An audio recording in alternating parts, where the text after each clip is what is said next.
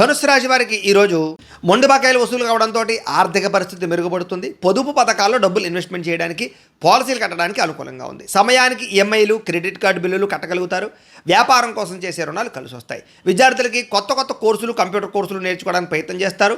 జ్ఞాపక శక్తి బ్రహ్మాండంగా పెరుగుతుంది, ఏకాగ్రత పెరుగుతుందని చెప్పచ్చు. ఉద్యోగస్తులకి బాధ్యతాయుతంగా వ్యవహరిస్తారు. ఉద్యోగ కార్యాలయంలో పెండింగ్ పనులన్నీ పూర్తవుతాయి.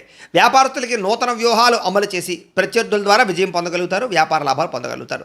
స్త్రీలకి ఉద్యోగ వివాహ ప్రయత్నాలు ఫలిస్తాయి. ఇష్టమైన వస్తువులు లేదా విలువైన వస్త్రాలు కొనుగోలు చేసుకోగలుగుతారు. విదేశాల్లో ఉండే భారతీయులకి డాక్యుమెంట్ పరమైనటువంటి చికాకులన్నీ తొలుగుతాయి. ఉద్యోగంలో స్థిరత్వం లభిస్తుంది. ఇష్టమైనటువంటి వ్యక్తులతోటి, కుటుంబ సభ్యులతోటి ప్రయాణాలు చేసి చాలా ఆనందంగా ఉంటారు. కుటుంబ సభ్యుల మధ్య మనస్పర్ధలు తగ్గి ఆనందకరమైన వాతావరణం ఏర్పడబోతోంది. శుభకార్యాలు పాల్గొంటారు.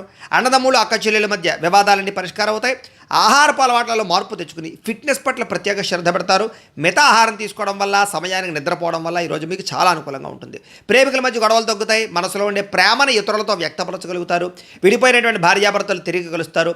ఇద్దరి మధ్య అభిప్రాయ భేదాలు ఉన్నా కూడా తగ్గుతుంది. పాత ఆస్తులు అమ్మడం వల్ల లాభాలు పొందగలుగుతారు. నూతన వాహనాలు కొనుగోలు చేసుకోగలుగుతారు. సమాజంలో మీ మాటకు విలువ, గుర్తింపు బాగా పెరుగుతాయని చెప్పొచ్చు. చక్కని గౌరవం దక్కుతుంది. మీకు వెంకటేశ్వర స్వామి అంటే ఇష్టమైతే కనుక ఇక్కడ ఒకసారి లైక్ చేయండి. ఆయన ఆశీస్సులు లభిస్తాయి. అలాగే రేపటి రాశి ఫలం కూడా మీకు రావడానికి సబ్స్క్రైబ్ చేసుకుని ఫాలో అవ్వండి.